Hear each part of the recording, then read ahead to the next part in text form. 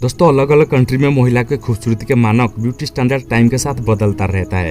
अगर हम बीते टाइम पर ध्यान देंगे तो ये पाएंगे कि उस टाइम की सुंदरता की परिभाषा आज के टाइम में बड़ी अजीब लगती है।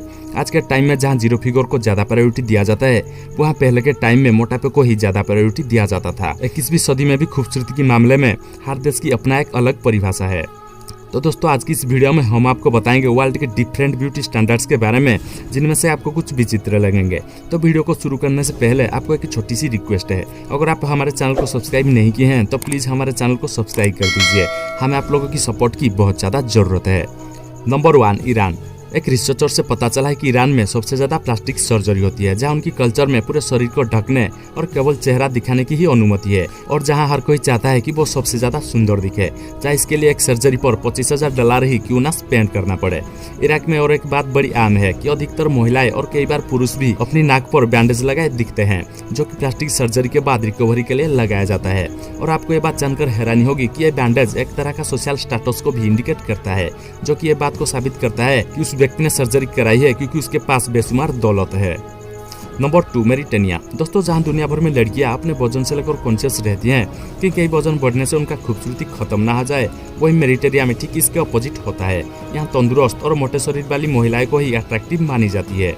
कई जगह पर बचपन से ही लड़कियों को स्पेशल डाइट दी जाती है, जिससे उनका शरीर का वजन बढ़ सके।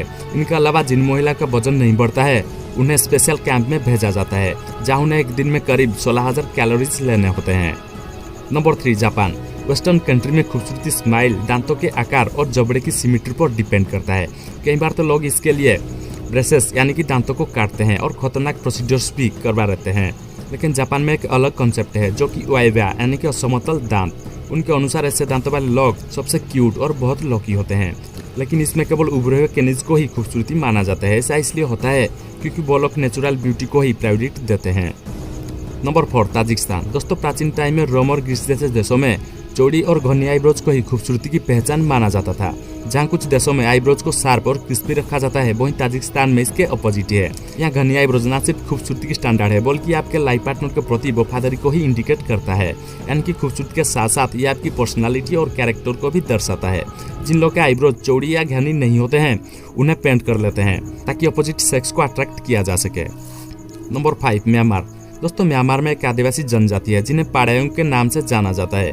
ये लोग टूरिस्ट के लिए विशेष आकर्षण का सेंटर होते हैं। क्या आप जानते हैं ऐसा क्यों होता है? असल में पाड़ायोंग लोग में एक परंपरा है जिसमें 5 साल की एज से ही लड़कियों के गले में ब्रास की रिंग्स पहनाई जाती है। शुरू में से 6 रिंग और फिर हर साल और एक रिंग जोड़ी जाती है। म्यांमार में ये रिंग को खूबसूरती की निशानी भी माना जाता है। तो दोस्तों आपके अनुसार खूबसूरती की परिभाषा क्या है? कमेंट में जरूर बताना। अगर आपको ये वीडियो अच्छी लगी हो तो प्लीज वीडियो को एक लाइक जरूर कर देना। वीडियो के लास्ट में आपको एक छोटी सी रिक्वेस्ट है, अगर आप हमारे चैनल को सब्सक्राइब नहीं किए हैं तो प्लीज हमारे चैनल को सब्सक्राइब कर दीजिए। हमें आप लोगों की सपोर्ट की बहुत ज्यादा जरूरत है। तो मिलते हैं अगली वीडियो में। Thanks for watching this video.